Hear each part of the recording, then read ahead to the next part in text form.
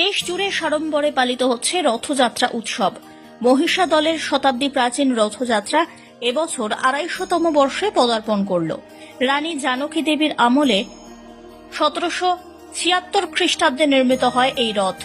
পুরী মাহেশের পরই আসে মহিষা দলের রথের নাম।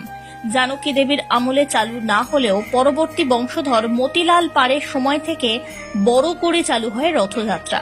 ভারতের একমাত্র কাঠের রথ এই মহিষা দলের রথ। আর এই রথযাত্রার অপর বিশেষত্ব, জগন্নাথ দেবের সঙ্গে বলরাম বা সুভদ্রা কেউ থাকেন না, থাকেন রাজবাড়ির কুলদেবতা এবং রাজবাড়ির শালিগ্রাম শিলা শ্রীধরজিউ।